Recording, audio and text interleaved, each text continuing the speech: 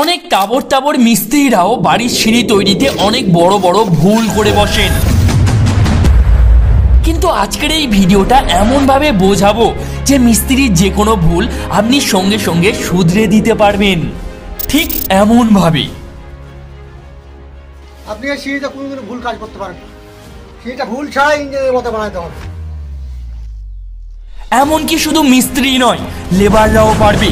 Plus আপনিও জেনে যাবেন 10-এর রড, 16-র রড না 12-র রড, বাড়ির সিঁড়ি তৈরিতে ঠিক কত মোটা রড ব্যবহার করতে হয় এবং কিভাবে সিঁড়ির ধাপগুলোকে একদম পারফেক্টলি সুন্দরভাবে করতে পারবেন।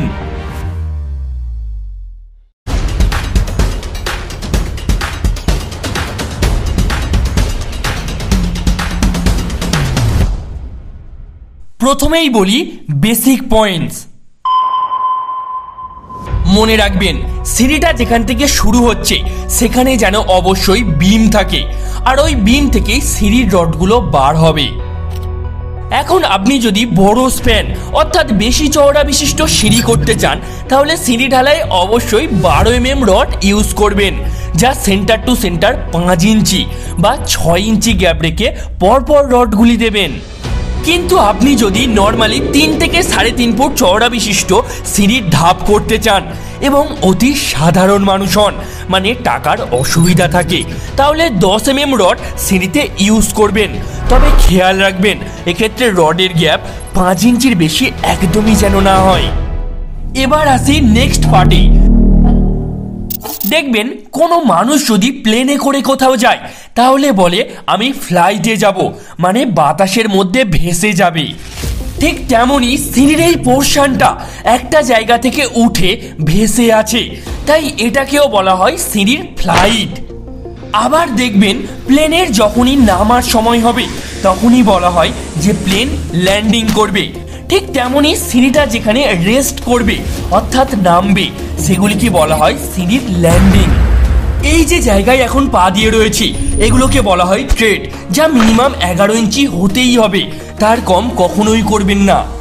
খেলাটা তো এবার জমে উঠবে, কারণ এখনই ঢুকবো মেন পয়েন্টে। এই যে সিঁড়িতে বাজে দেখতে লাগা ফাটল, সিঁড়ির ল্যান্ডিং এ এমন ক্র্যাক, অনেক বিল্ডিং এর সিঁড়ি ভেঙে পড়া, এগুলো হওয়া মানেই আপনার মিস্ত্রি সিঁড়ির রড কিভাবে বাঁধতে হয় তা জানেই না।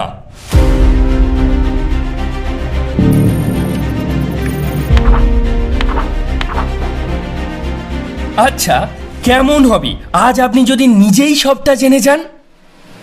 সিঁড়িটা যেখান থেকে শুরু হচ্ছে এবং সিঁড়িটা যেখানে গিয়ে পড়ছে অর্থাৎ গোড়ার দিকে প্লাস মাথার দিকে, দুদিকেই ডবল জালি রড দিতে হবে।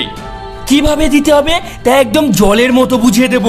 তবে কিছু বাড়িওয়ালা মনে করেন আর বলেনও, ইঞ্জিনিয়ার স্যার বেশি বেশি রড দিয়ে আমার অতিরিক্ত টাকা নষ্ট করে দিচ্ছে। তাদেরকে বলে রাখি, ভাই এটা আপনার বাড়ির সিঁড়ি, কোনো বিয়ে বাড়ি নয় যে মাংসতে 1 কেজি তেল কমিয়ে দেবেন।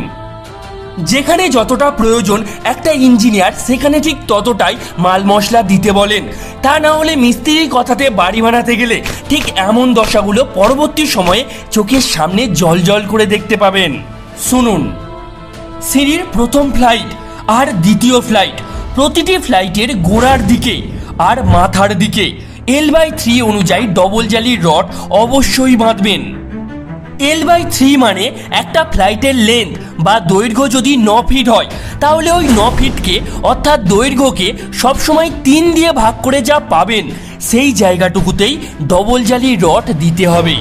যেমন এখানে 9কে 3 দিয়ে ভাগ করলে 3 পাওয়া যাবে, মানে সিঁড়ির ফ্লাইটের গোড়ার দিক থেকে 3 ফুট এবং মাথার দিক থেকে 3 ফুট করে ডবল রডের জালি অবশ্যই দিতে হবে। আবার চলে আসি সিঁড়ির একদম গোড়াতে। প্রথমেই বলেছিলাম না, সিঁড়িটা নিচের একটা বিম থেকে শুরু হবে, আর এই বিম থেকেই সিঁড়ির রডটা ডবল ভাবে বার হবে। নিচের রডগুলি হবে মেন রড, যেগুলি একদম ফার্স্ট ল্যান্ডিং পর্যন্ত চলে যাবে, এবং ওপরের এই টপ রডগুলিকে L/3 অনুযায়ী লাগাবেন। কিন্তু কিভাবে আরো সহজভাবে বুঝিয়ে দিই, শুনুন।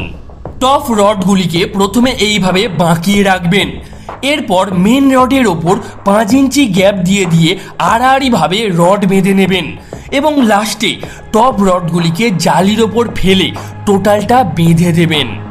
ওপরের রডগুলিকেও ঠিক একইভাবে বাঁধবেন। এক্ষেত্রে সিঁড়ির ওই ল্যান্ডিং থেকেই L/3 রডটা বেরিয়ে আসবে। সব থেকে বাজে বিষয় না, আপনারা প্রশ্ন করেন না। প্রশ্ন না করলে কখনো সবটা শিখতে পারবেন না। এই যে বিল্ডিংয়ের সিঁড়িটা ল্যান্ডিং থেকে ভেঙে পড়ে যাচ্ছে, ঠিক কেন? কারণ তারা ল্যান্ডিংয়ের জয়েন্টে কাঁচি করে বা ক্রস ভাবে রডটা বাঁধতে পারেনি। একদম সহজ করে এই লাস্ট পয়েন্টটা বুঝিয়ে দিচ্ছি।